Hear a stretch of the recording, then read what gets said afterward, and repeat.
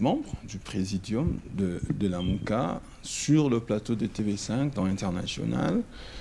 Félix Tshisekedi dit que Martin Fayoulou qui revendique la vérité des urnes, qu'il apporte des preuves, et que chaque fois que Fayoulou dit que celui qui a remporté les élections, ça l'énerve, et que si Fayoulou était à sa place, il n'accepterait pas que Tshisekedi tienne de tels propos, mais lui laisse Fayoulou parler sans l'arrêter. Comment vous réagissez? Non, c'est déjà une très mauvaise prédisposition. Il doit donc faire un effort pour ne pas arrêter Fayoulou. C'est qu'il a des prédispositions de dictateur. Fayoulou, je présume que c'est un démocrate, il accepterait tout citoyen de critiquer et son pouvoir et sa sourde légitimité. À partir du moment où il est sûr qu'il a été élu, il n'a pas à se faire de l'opinion de quelqu'un qui serait en train de se tromper. Dans le cas d'espèce, non. Quand M. Tshisekedi prétend qu'il a présenté les preuves, mais quelles preuves? Les vraies preuves devaient venir de la CENI, à savoir la publication de résultats circonscription par circonscription, comme le dit la loi.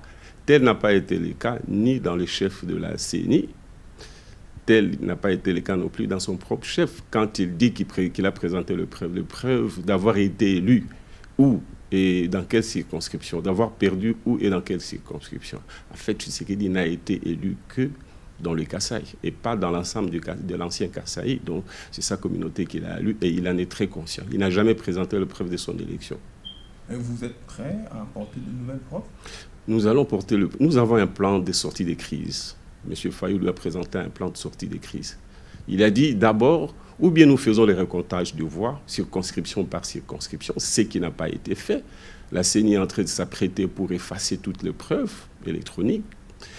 Ou bien alors, nous reprenons les élections. Mais ça doit passer par les réformes, d'où les plans de sortie des crises qui préconisent qu'on fasse des réformes institutionnelles, portant sur la Cour constitutionnelle, sur la CENI et sur les autres institutions qui ont un lien avec les élections. Voilà ce qu'il a demandé. Et des élections où tout le monde participerait. Et nous attendons et nous allons demander au peuple de faire pression là-dessus.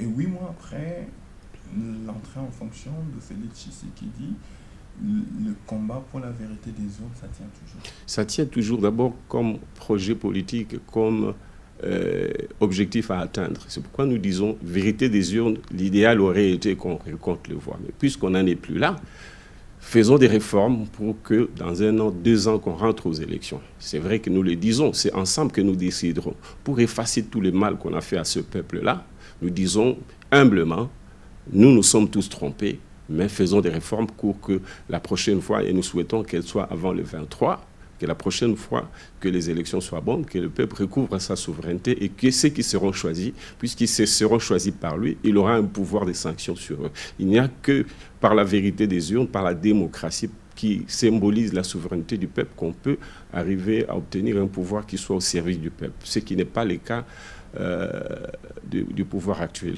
Le pouvoir de M. Tshisekedi qui n'est qu'un pantin du régime de Mobutu, plutôt de M. Kabila. Okay.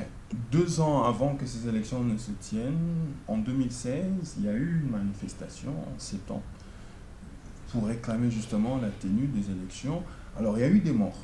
Vous vous êtes souvenu de ces morts, de ces martyrs, le 19 septembre dernier.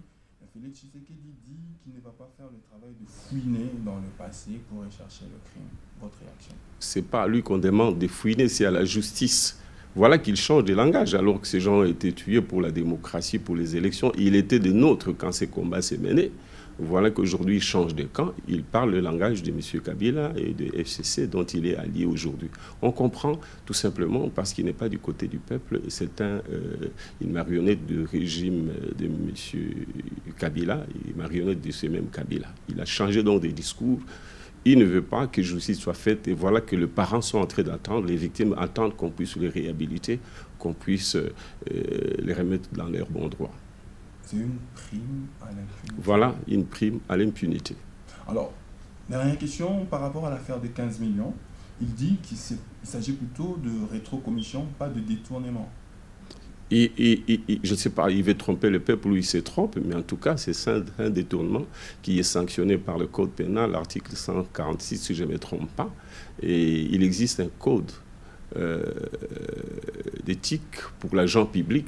Je sais qu'il était un agent public, y compris son directeur de cabinet. Donc, du président à l'huissier, tout le monde doit se soumettre à ces codes-là qui veut que un agent public ne puisse pas accepter les cadeaux, moins encore des commissions. Alors je ne sais pas où est-ce qu'il est allé trouver cette idée selon laquelle chez nous on accepte ça, c'est la COP, c'est comme ça que ça s'appelle en langage congolais.